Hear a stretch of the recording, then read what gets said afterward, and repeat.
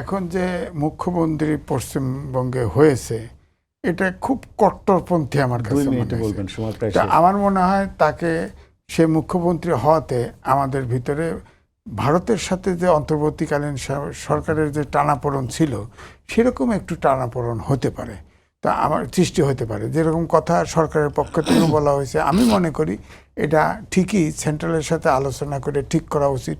কাঁটাতারের বেড়া আপনার আমেরিকার সাথে তো মেক্সিকোর এত না, পৃথিবীর ভিতরে সবচাইতে আপনার বর্ডার মানে জঘন্য বর্ডার চিন্তা করা হয় বাংলাদেশ। বলা হয় আমাদের বন্ধু রাষ্ট্র, কেন এটা হবে? সব কিছু আপোষ হতে পারে না। 1950 সালের আইন, ব্রিটিশরা আইন যে বাঙালি খেদাও, সেই আইন প্রয়োগ করে এখন বলতেছে বাঙালি আপনার বাংলাভাষী মুসলমান হলেই সে বিদেশি। আরে এখন যে মুখ্যমন্ত্রী হচ্ছে তার মা তো বরিশালের, সেও তো বিদেশি, তো সে ভাইকে আসুক বাংলাদেশে।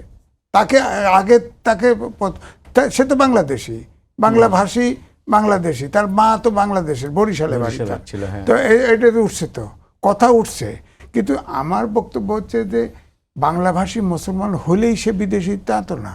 আপনার করেন ধরেন সেই মুক্তিযুদ্ধের ওই সময় হয়তো কিছু যেয়ে থাকতে পারে, তার আগে গেছে হয়তো আসাম থেকে অনেক বের করে দিয়েছে, তারা আইন করছে, এটা তো উচিত না।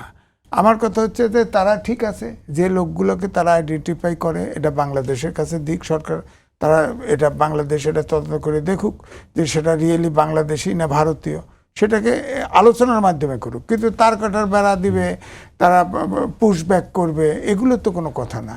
পুশব্যাক করতে হলে তো বাংলাদেশ তো যত ছোট শক্তি হয় তার প্রতিহত করতে হবে তো।